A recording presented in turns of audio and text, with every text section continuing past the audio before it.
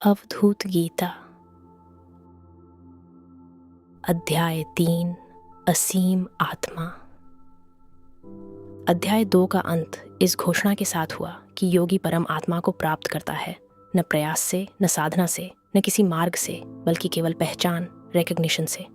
गुरु संकेत करता है, मन शांत हो जाता है और जो सदा से उपस्थित था वह स्वयं ही प्रकाशित हो उठता है। अब अध्याय 3 में दत्तात्रेय सिद्ध पुरुष के दृष्टिकोण से बोलते हैं। वे शिक्षा नहीं देते, वे उद्घोष करते हैं, वे तर्क नहीं करते, वे गाते हैं। प्रत्येक श्लोक विभाजन के भ्रम पर प्रहार करता है। प्रत्येक श्लोक एक स्मरण है। तुम ही सतचित आनंद हो, आकाश की तरह असीम। साधक उनके सामने बैठा है। अब कोई प्रश्न नहीं करता, केवल सुनता है, केवल रहता है। दत्तात्रेय आकाश के समान व्यापक, शून्य, पूर्ण स्वर। ब्रह्म में पुण्य और पाप का कोई भेद नहीं है। ब्रह्म शुद्ध है, अव्यक्त है और राग द्वेष से रहित है। मैं उस अनंत परम आनंद की पूजा कैसे करूं, जो न सगुण है न निर्गुण और जो सर्वव्यापी तथा सर्वत्र विद्यमान है। आप पूजा कैसे कर सकते हैं? यही वह प्रश्न है जो स्वयं उत्तर बन जाता है। पुण्य और पाप, राग और विराग, गुण और निर्गुण, ये सभी सापेक्ष जगत की श्रेणियां हैं, न कि परम सत्य की। ब्रह्म की पूजा करना यह पहचानना है कि पूजने वाला और पूज्य अलग नहीं है। मैं कैसे पूजा करूं? यही प्रश्न स्वयं उत्तर है। पूजा करने वाला कोई मैं नहीं और पूजने योग्य कोई अलग ब्रह्म नहीं, केवल आत्मा ही है। ब्रह्म श्वेत, नीले, पीले आदि रंगों से रहित है। वह ध्वनि, स्पर्श, गंध जैसे गुणों से भी रहित है। लोग उस ब्रह्म का वर्णन कैसे करें जो मन और वाणी से परे है? तो क्या सभी शास्त्र, सभी वर्णन, सभी दर्शन, सब अपर्याप्त है? मन श्रेणियों की ओर दौड़ता है, रंग, गुण, रूप, परंतु ब्रह्म में ये कुछ भी नहीं। वाणी उसे पकड़ने का प्रयास करती है, पर अंततः मौन हो जाती है। उपनिषद कहते हैं नेति नेति, ये नहीं, इसलिए नहीं कि ब्रह्म कुछ नहीं है, बल्कि इसलिए कि उसे किसी भी वस्तु तक सीमित नहीं किया जा सकता। साधक इस पर चिंतन करता है। मन पकड़ना चाहता है, पर पकड़ने के लिए कुछ नहीं। इसलिए नहीं कि कुछ नहीं है, बल्कि इसलिए कि आत्मा वही है जो पकड़ता है। वह कोई पकड़ी जाने वाली वस्तु नहीं। अब ध्यान से सुनो, मैं वहीं से बोल रहा हूं जहां मैं हूं, न जहां तुम सोचते हो, न जहां तुम पहुंचने की आशा करते हो। यहीं से, अभी से, आत्मा से।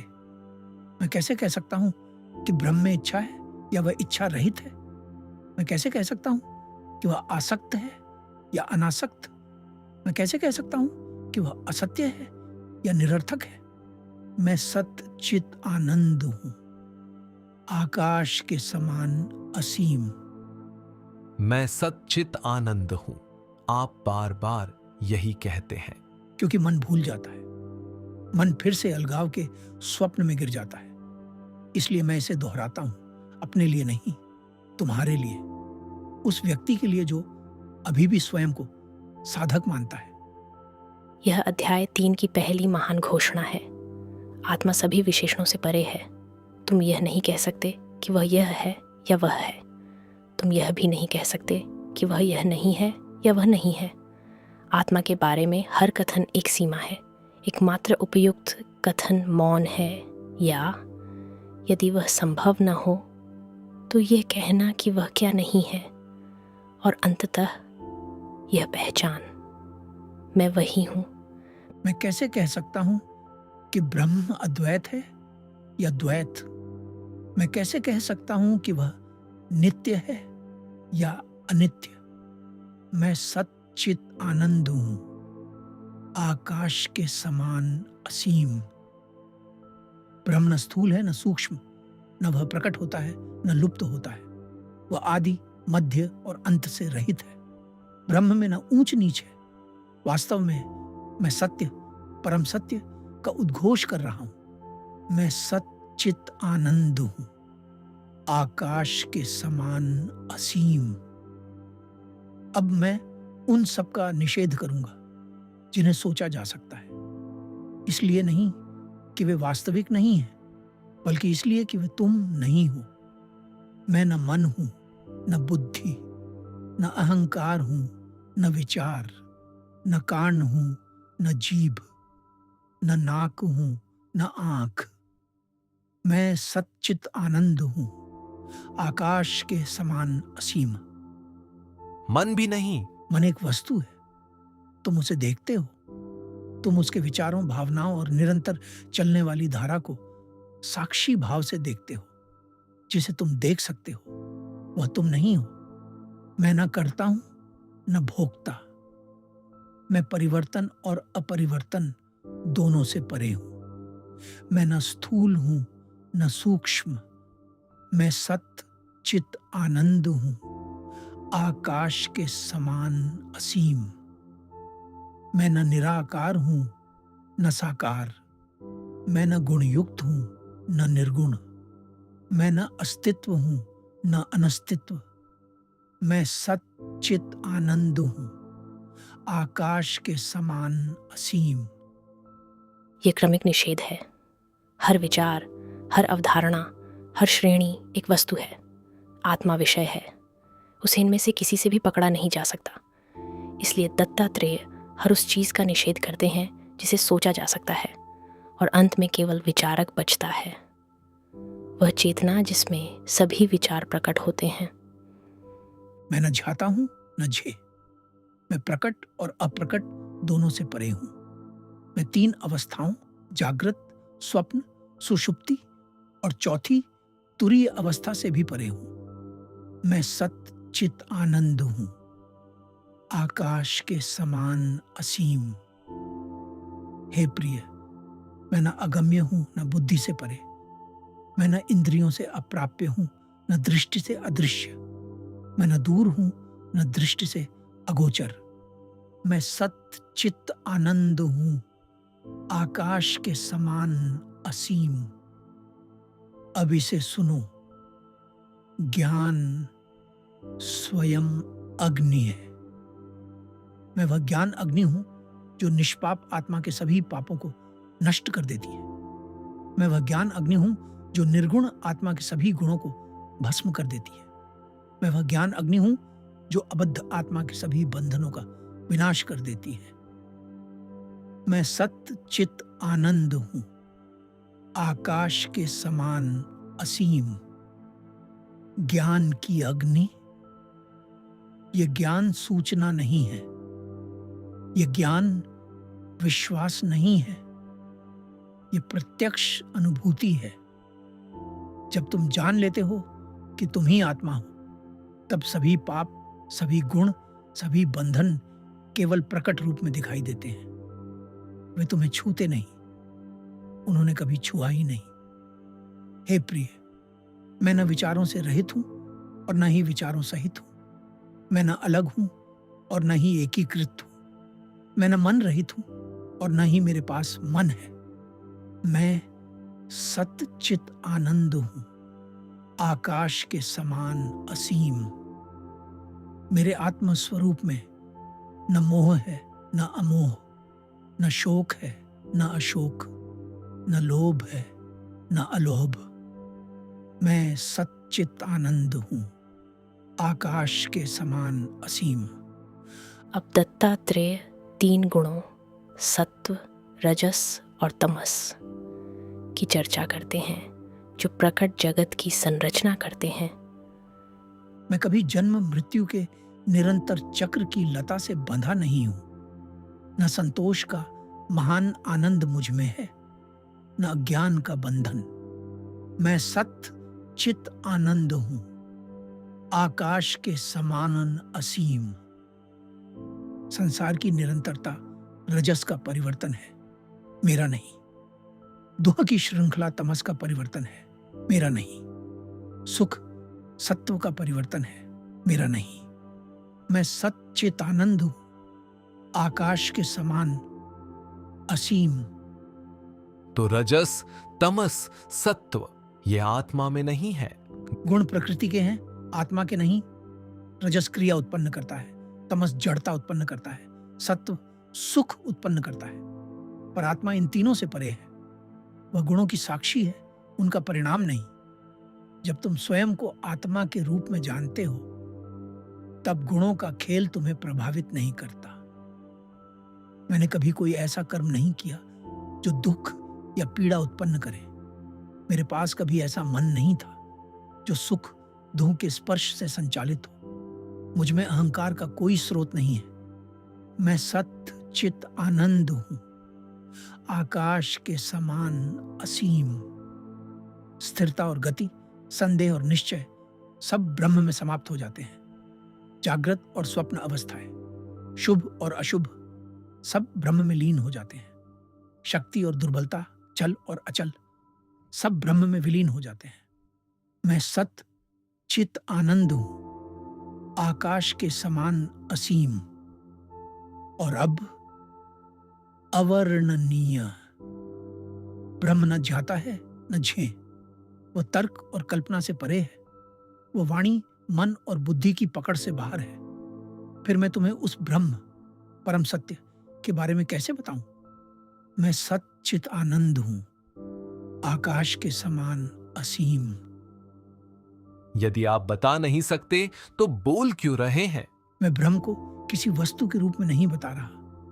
मैं संकेत कर रहा हूं, मैं निषेध कर रहा हूं। मैं तुम्हें उस प्रत्यक्ष पहचान की ओर ले जा रहा हूं जिसे शब्दों में नहीं बांधा जा सकता।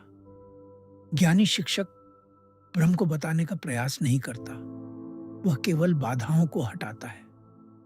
बाकी पहचान तुम्हारी अपनी है। ब्रह्म न अविभाजित है न विभाजित। वास्तव में उसमें न भीतर है न बाहर। ब्रह्म ऐसा कुछ नहीं है जो अतीत में उत्पन्न हुआ हो और बाद में समाप्त हो जाएगा। मैं सच्चित आनंद हूं, आकाश के समान असीम।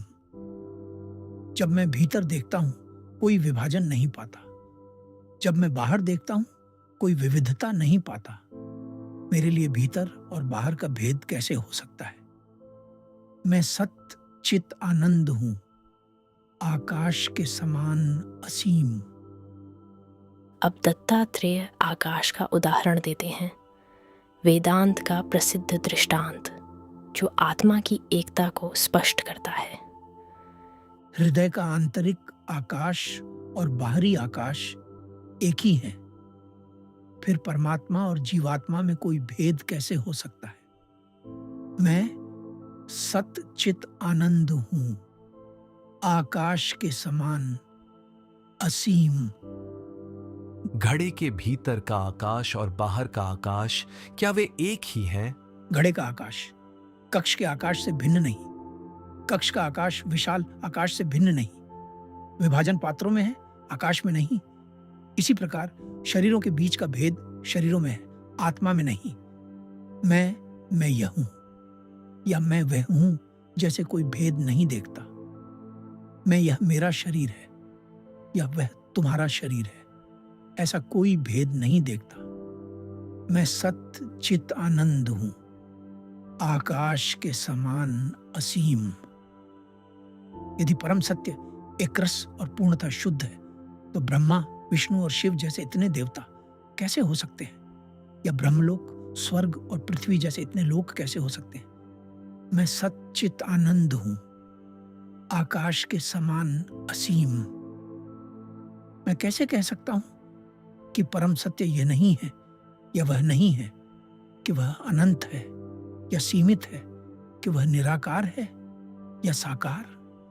मैं सत्य चित आनंद हूं, आकाश के समान असीम। अब एक विरोधाभास सुनो ध्यान से। निष्क्रिय होते हुए भी मैं सर्वोच्च क्रिया में निरंतर संलग्न हूं। आसक्तिहीन होते हुए भी मैं अनासक्ति के आनंद का अनुभव करता हूं। शरीर रहित होते हुए भी मैं शरीर रहित होने के सुख का अनुभव करता हूं। मैं सत्य चित आनंद हूं, आकाश के समान असीम। निष्क्रिय होते हुए भी सक्रिय कैसे? सिद्ध पुरुष बिना किए करता है।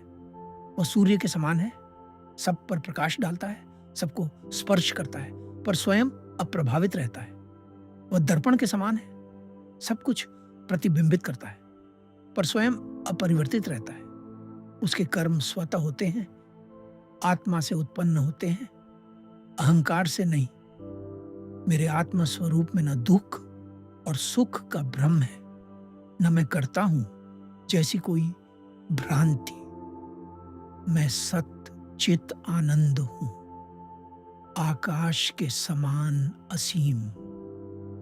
जब विविधता का भ्रम समाप्त हो जाता है, तब जो शेष रहता है वही परम सत्य है, एक और अद्वितीय।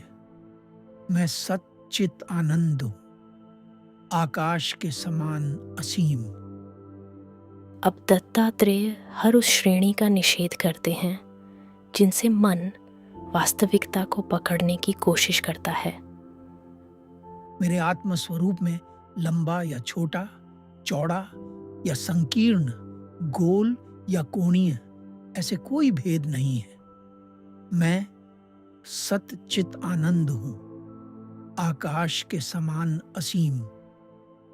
मेरा न शरीर है, न इंद्रियां, न मन। फिर मैं कैसे कह सकता हूं कि मैं बंधन में हूं या मुक्त हूं? मैं सच्चित आनंद हूं, आकाश के समान असीम। यदि परम सत्य एक रस और पूर्णतः शुद्ध है, तो ब्रह्मा, विष्णु और शिव जैसे इतने देवता कैसे हो सकते हैं? या ब्रह्मलोक, स्वर्ग और पृथ्वी जैसे इतने लोक कैसे हो सकते हैं? मैं सच्चित आनंद हूं, आकाश के समान असीम। लंबा और छोटा, चौड़ा और संकीर्ण, बंधन और मुक्ति, एकता और विविधता, ये सभी भेद मन में उत्पन्न होते हैं, आत्मा में नहीं। आत्मा तो केवल वही है जो है, उससे पहले कि मन उसे वर्गीकृत करना शुरू करे। और अब मन से सीधा संबोधन, तुम्हारे मन से। हे आत्मा, तुम्हारा कोई नाम या रूप नहीं है, यहां तक कि संकेत मात्र भी नहीं।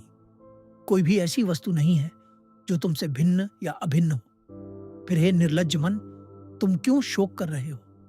मैं सच्चित आनंद हूं, आकाश के समान असीम। निर्लज्ज मन, क्यों निर्लज्ज? क्योंकि मन स्वप्न के लिए शोक करता है, वह भ्रमों पर रोता है। जो अस्तित्व में नहीं है उससे भय करता है। यही निर्लज्जता है। इसलिए नहीं कि वह बुरा है, बल्कि इसलिए कि वह अपने ही स्वरूप को भूल जाता है। क्यों रोते हो मेरे मित्र? तुम्हारे लिए न जरा है न मृत्यु, तुम्हारे लिए न जन्म है न दुख। क्यों रोते हो मेरे मित्र? तुम्हारे लिए न रोग है न परिवर्तन। मैं सच्चित आनंद हूं, आकाश के समान असीम। साधक स्वर कोमल होता हुआ। मैं क्यों रोता हूं? मैंने सोचा कि मैं शरीर हूं, मैंने सोचा कि मैं मर जाऊंगा। तुम इसलिए रोते हो क्योंकि तुम स्वयं को शरीर मानते हो, क्योंकि तुम सोचते हो कि तुम्हारा जन्म हुआ है और तुम मरोगे, क्योंकि तुम सोचते हो कि तुम रोग और दुख के अधीन हो, परंतु तुम इनमें से कुछ भी नहीं हो, तुम आत्मा हो। फिर तुम क्यों रोते हो? क्यों रोते हो मेरे मित्र? तुम्हारा कोई रूप नहीं है और न ही कोई विकृति। तुम चेतना के स्वरूप हो, तुम न झाता हो न झे। मैं सच्चित आनंद हूं, आकाश के समान असीम। तुम राज्य की इच्छा कैसे कर सकते हो जब तुम्हारे पास कोई संपत्ति ही नहीं? तुम धन क्यों खोज रहे हो जब तुम्हारी कोई पत्नी ही नहीं? जब तुम्हारे पास स्वामित्व का भाव ही नहीं, तो उस धन का क्या करोगे? मैं सच्चित आनंद हूं, आकाश के समान असीम। सूक्ष्म और स्थूल जगत की सृष्टि न तुम्हारे लिए है न मेरे लिए। निर्लज्ज मन ने ही विविधता की कल्पना की है। तुम्हारे और मेरे लिए न एकता है न विविधता। मैं सच्चित आनंद हूं, आकाश के समान असीम। अब यह अध्याय अपने निष्कर्ष की ओर बढ़ता है। अब आनंद की अवधारणा भी एक सीमा के रूप में देखी जाती है। यदि मैं परम तत्व आकाश के समान अकेला ही विद्यमान हूं, तो मैं कैसे कह सकता हूं कि परम सत्य आनंदमय है या नहीं? मैं कैसे कह सकता हूं कि उसे ज्ञान या अनुभूति द्वारा प्राप्त किया जा सकता है? तो क्या मैं आनंद हूं भी एक विचार है?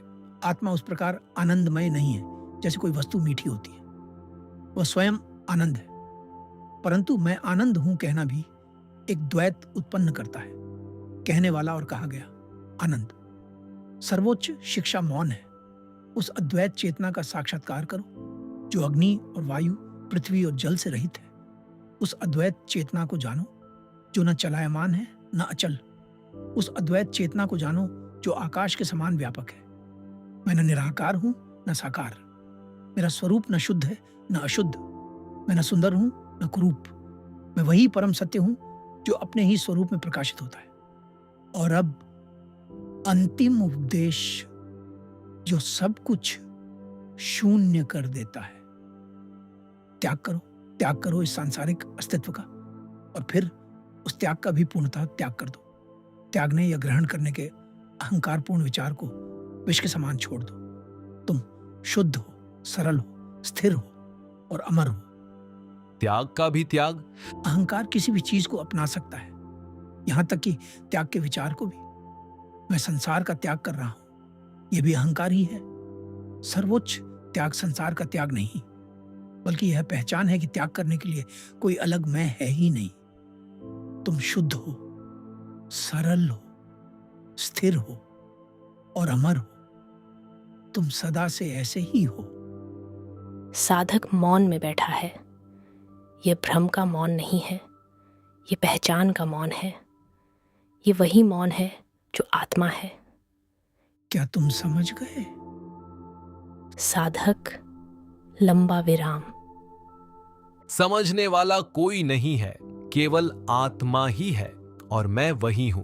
दत्तात्रेय मुस्कुराते हुए। अब तुम मेरी भाषा बोल रहे हो। अध्याय 3 समाप्त होता है। वेदांत की ध्वनि गूंज चुकी है। आत्मा ने स्वयं को पहचान लिया है। खोज समाप्त हो गई है, इसलिए नहीं कि वह सफल हुई, बल्कि इसलिए कि साधक ने देख लिया कि वह कभी उस वस्तु से अलग था ही नहीं जिसे वह खोज रहा था। एक क्षण के लिए शांत बैठो और चिंतन करो। तुम क्यों रोते हो? तुम खोज रहे थे, प्रयास कर रहे थे। तुम वह बनने की आशा कर रहे थे जो तुम नहीं हो। पर अवधूत मौन से तुम्हें पुकारता है। तुम क्यों रोते हो? तुम पहले से ही वही हो जिसे तुम खोज रहे हो। तुम पहले से ही मुक्त हो। आत्मा कहीं बाहर नहीं है। ये कोई ऐसी चीज नहीं है जिसे तुम बनोगे। ये वही है जो तुम हो, अभी, सदा। मन अभी भी संदेह कर सकता है, मन अभी भी खोज सकता है, यही उसकी प्रकृति है। पर तुम मन नहीं हो, तुम वह जागरूकता हो जिसमें संदेह और खोज प्रकट होते हैं। वहीं विश्राम करो, उसी में स्थिर रहो जो तुम हो। अध्याय 4 में दत्तात्रेय सिद्ध पुरुष के दृष्टिकोण से आगे बोलेंगे। वे घोषणा करेंगे कि वे स्वभाव से ही आनंदमय और मुक्त हैं। वे सभी भेदों का निषेध करेंगे, उपासक और उपास्य के बीच, भीतर और बाहर के बीच, आत्मा और जगत के बीच। वे आत्मा का गीत गाएंगे जब तक कि मन खोज करना छोड़कर मौन में विश्राम न कर ले। पर अभी इस उपदेश के साथ बैठो, इसे कार्य करने दो। मन की खोज को शांत होने दो, पहचान को उदित होने दो। मैं सच्चित आनंद हूँ, आकाश के समान असीम। मैं सदा से यही रहा हूँ, बनने के लिए कुछ भी नहीं है। इस प्रकार समाप्त होता है अवधूत गीता का 3 अध्याय, सदैव मुक्त का गीत। यदि इस उपदेश ने तुम्हारे भीतर कुछ स्पर्श किया है तो उसे होने दो, इसके साथ बैठो, इसे कार्य करने दो। रोना एक स्वप्न के लिए है, खोज उस चीज के लिए है जो पहले से ही तुम्हारे पास है। जागो। यदि तुम्हें यह उपदेश पसंद आया हो तो ज्ञान मार्ग को सब्सक्राइब करें और इस वीडियो को लाइक करें। इसे उस व्यक्ति के साथ साझा करें जो अभी भी एक स्वप्न पर रो रहा है, और उसे स्मरण कराए। आत्मा ने कभी नहीं रोया, आत्मा का कभी जन्म नहीं हुआ। आत्मा कभी मरी नहीं। तुम वही आत्मा हो, फिर तुम क्यों रोते हो? जागो, तुम पहले से ही मुक्त हो। AUM, शांति शांति शांति। अध्याय 3 समाप्त।